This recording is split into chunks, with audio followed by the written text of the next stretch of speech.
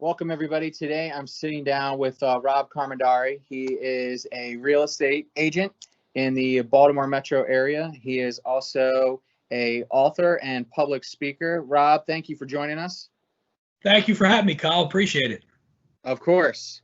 So, last year you wrote a book, and it Better Than You Think, and just maybe share with the audience kind of what spawned that idea and what inspired you to write the book, and kind of give us some details about what it's all about.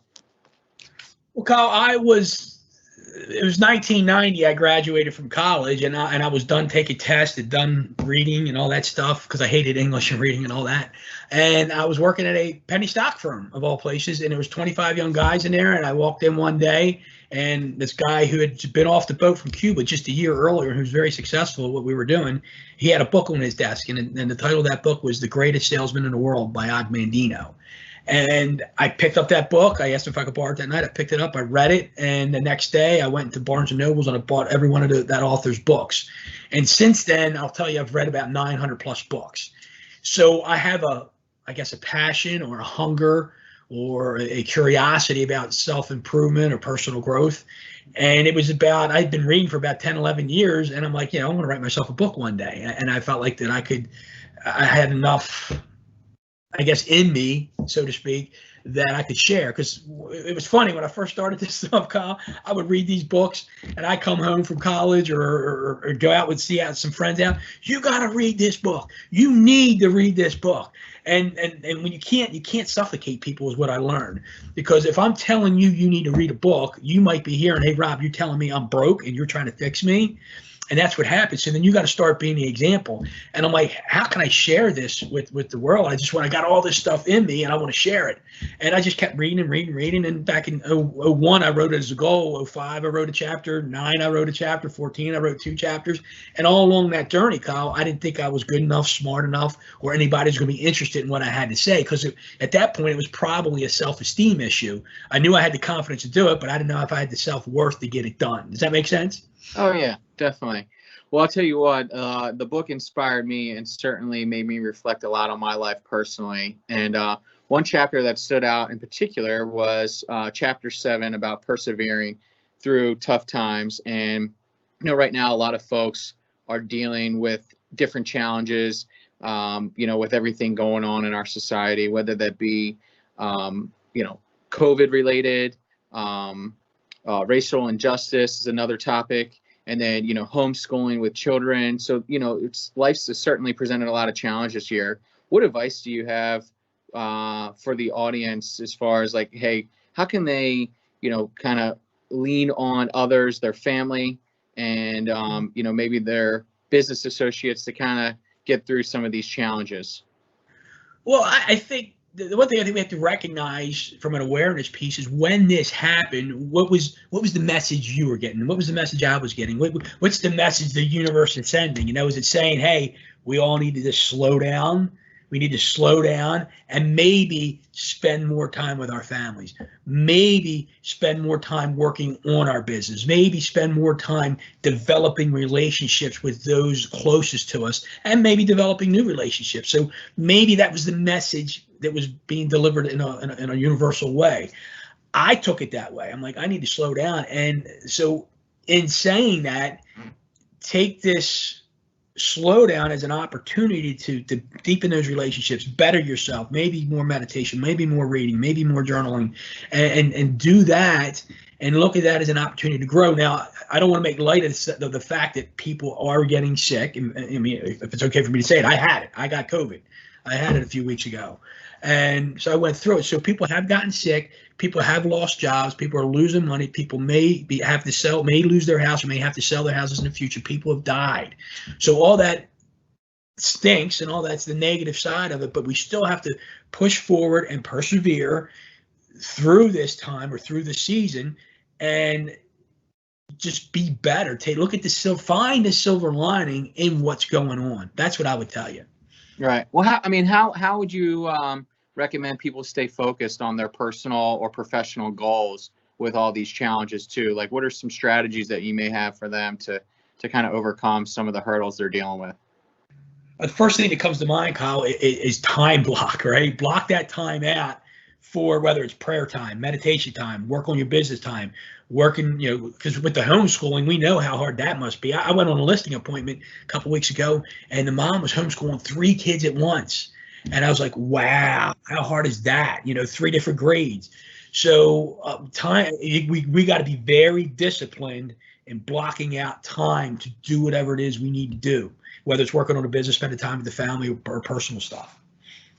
Great. All right. Awesome. And then, before we jumped on this call, we were kind of talking about some of the things we were going to discuss today. And you had mentioned the 4 seasons of life and kind of how that relates to what we're dealing with right now. Can you share with the folks watching what those are and kind of how they relate to the situation we're all dealing with?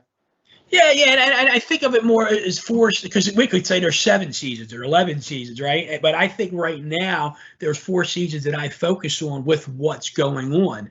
And the first season of which we talked about earlier, was the season of humility. And the market was on fire, whether it's the stock market, the real estate market, the job market, everything was on fire. The GDP was, maybe the best it was back in February.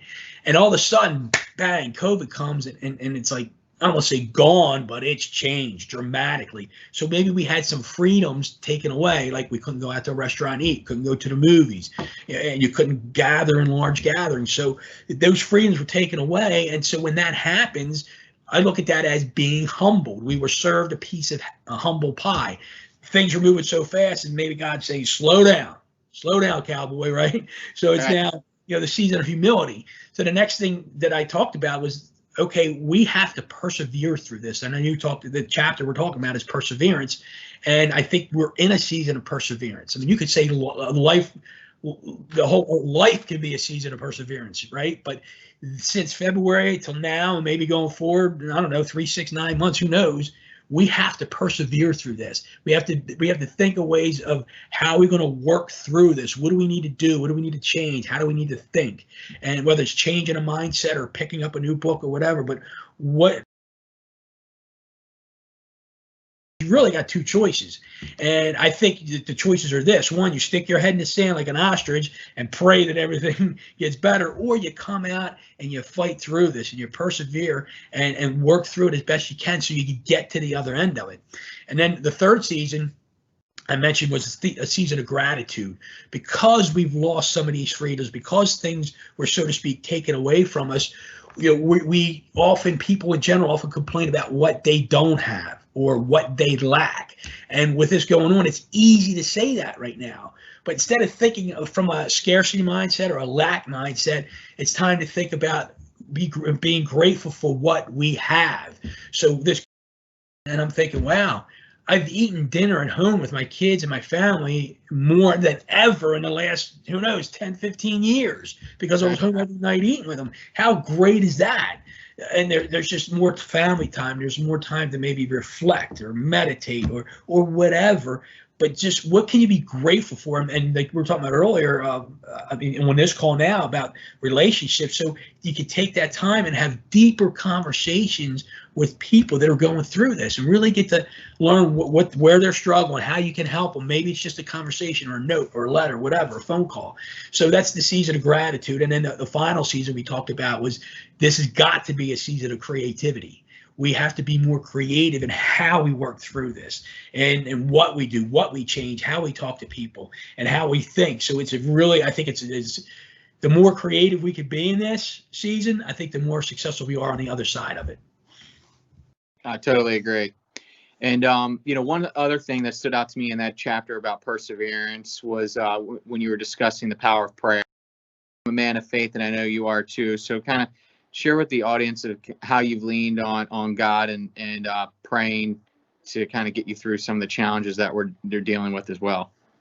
Yeah, thanks for asking that, Kyle, because one of the things like every morning I sit and I got my chair, my reflection chair, and I sit there, I read a little bit, I contemplate a little bit or meditate, and I pray and I journal, and taking it as a way to slow down slow down has given me the time to reflect and pray and really think about what I have, what I'm grateful for, who can I help, who has needs greater than me right now that I can be of service to, things like that. And just the meditation piece, I think, is so important. And whether you're in a season of COVID or not, or a season of crisis or not, I think we should always be doing that. And what I've learned in doing that, there's so much junk flying at us every day. Oh, so many thoughts going through our minds every day that we're so busy thinking and our cage is being rattled that we don't have enough time to receive the good information that's coming from God. And because we're so distracted. So in this time, it's been a time for me to be able to tone it down, shut it down a little bit, calm myself down a little bit, and then listen to what God's asking me to do. Listen to what he's telling me to do in this time frame. Listen to who he's asking me to help. Listening to his will, so to speak. And that's what I've gotten out of it. It's been great. I think I might have mentioned to you on a previous call, like the last 2-3 months, I've been journaling almost every day, and I can't tell you how fruitful it's been. Awesome. Well, I'm glad to hear that and how it's been working in your life. And I hope, prayers and all that has been helping others too that are watching. Any advice you have for the folks watching as far as because you mentioned time blocking, maybe how should they be structuring their day, or what kind of advice would you give them as far as blocking time to make sure that they're taking advantage of this holiday season, spending time with family, but then also getting geared up so they're coming out of the gate strong in 2021 to achieve their professional goals as well? Sure. Like, so 2021, I mean, it's here because we should be really doing some things now to get results in 2021, right? Sure. We should be doing that. And one of those things is lead gen. But as far as like time blocking, when are people? A good friend of mine, you may know him, Pete Kolash. Do you know the name? Yes, recognize. Good friend of mine. He was in a mastermind group, me and two other guys for a while, and he came. I think he came up with this idea, and in fact, I heard it from him. He called it 30 Sunday 10 p.m. And what he means by that is the first of every month, you look 30 days out at your month. Every Sunday night, you look at your week, and 10 p.m. every night, you look at your day going forward. So if we could develop that skill of discipline to review our month, our week, and our days, that could set a huge tone for you, because then you can time block around the 30 days, the week, and each day. And the key for me in doing it at night, I'm a little old school. I like the handwritten day timer, but I have Google Calendar too. So what I do is I look at my Google Calendar every night. Might not be 10 p.m., might be 9 or 9:30 or whatever, but every night I look at my Google Calendar and I look at my schedule. And then in the morning I look at it again. I actually write it in my book. So now I've seen it and I've written it, and it really helps me with the discipline, because if curveball comes at me, I got my schedule embedded in my head every morning when I leave here at like 7:30 a.m. I know it. So that's why I think the reflecting on the day and the week and the month ahead is so important. That's the biggest, I think, piece of advice here. Now, the other side of it is set the goals. If you haven't set your goals yet for 2021, get them now. Get them done now. And don't just write the goal and say, I wrote a goal. Write a goal for behind a why. So why do you want that goal? Why do you want to make so much money? Why do you want to sell so many houses? Why do you want to write so many contracts? Why do you want to be so fit? Whatever that case is, and answer the question why. And I think as we answer the question why, we get a little more motivated to adhere or discipline ourselves to that time blocking. And the last piece I'd say to you, Kyle, is I think it's so important to visualize your future in the present. Does that make sense? Mm-hmm. Oh yeah. Yeah. Visualize where you are in the future now. And I haven't done that for a long time, but when I do it, I get pretty fired up. And then that future now becomes a reality at some point. And I think we do that, man. People can do that stuff. It's not easy, but if you can discipline yourself, man, I don't think there's any limitations. Well, I agree. I think it keeps you focused on the goals, right? And then kind of help visualizing the why behind what you're doing day in and day out to get to that vision that you have of what it looks like, whether a year from now, 5 years from now, whatever the case may be. So I think that's extremely important. Yeah, I agree with you. Great. Well, Rob, I really appreciate the time today and sharing your thoughts and vision on what we're all dealing with, and really just appreciate the advice that you were able to give our audience. So thank you again for joining us. Where can everybody find your book? You can go on Amazon. It's the title book again is Better Than You Think. Pick it up on Amazon. You can also go to my website at Rob Commodari Rob at RobCommodariAuthor.com. Rob at RobCommodariAuthor.com. And then there you can pick up a free resource guide and a workbook that goes along with the book itself. And they're free downloadables. Awesome. Well, thanks again, Rob. Happy Thanksgiving to you and your family. Look forward to catching up with you again soon.